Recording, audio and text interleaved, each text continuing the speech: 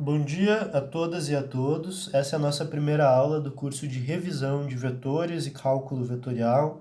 Lembrando que essa não é um curso de matemática propriamente, tampouco de física matemática, mas a ideia é relembrar algumas ideias de vetores e cálculo vetorial que vão ser importantes no curso de física e para cursos introdutórios para engenharia também, trazendo principalmente, chamando a atenção para aspectos que são importantes dentro da própria física. E para começar, uma coisa, o que nos importa, a diferenciação que a gente precisa fazer é entre o que é uma grandeza escalar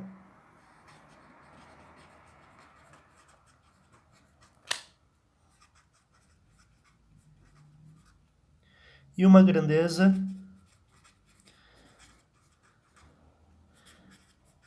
vetorial. De uma forma bastante simples, grandeza escalar é aquela que fica totalmente expressa com uma única informação. Essa única informação é o que a gente chama de magnitude da grandeza. Por exemplo, quando a gente fala da massa de um corpo, a gente pode dizer que um corpo tem uma massa de 10 kg. Quando eu falo da temperatura de um sistema, eu posso dizer que esse sistema está a 300 Kelvin.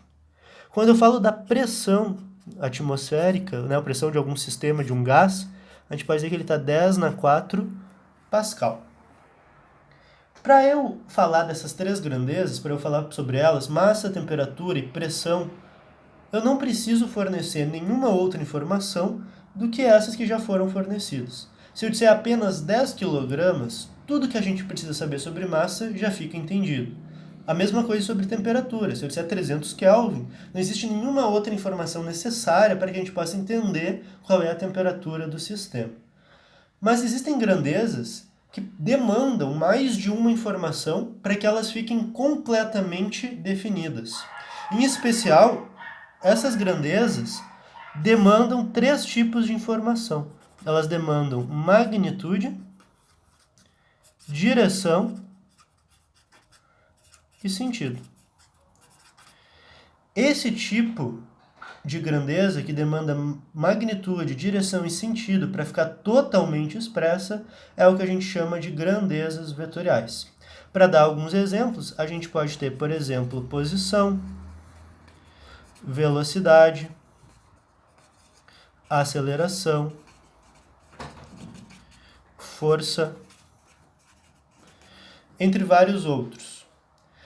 Por que essas grandezas são grandezas vetoriais? Pegando a velocidade como exemplo.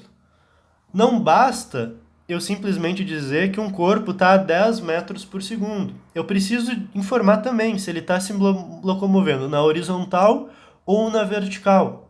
E se eu disser, ele está a 10 metros por segundo na horizontal, ainda a gente vai querer saber se é para a direita ou para a esquerda. A horizontal e o vertical é o que a gente chama de direção. Enquanto que direita ou esquerda, ou para cima e para baixo, são os possíveis sentidos que esse vetor pode adotar.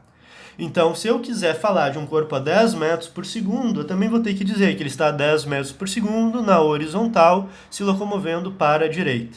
Aí sim eu tenho toda a informação da velocidade expressa. A mesma coisa vale para posição, aceleração, força e outras grandezas que vão ser muito importantes dentro da física. Então esse é o primeiro ponto principal. Toda vez que a gente estiver de frente, diante de uma grandeza que demande informações de magnitude, direção e sentido, será necessário recorrer ao objeto matemático vetor. A gente vai precisar trabalhar com vetores ou com funções vetoriais. Quando eu estiver diante de uma grandeza que fica totalmente definida com um único número, a gente sabe que está diante de uma grandeza escalar.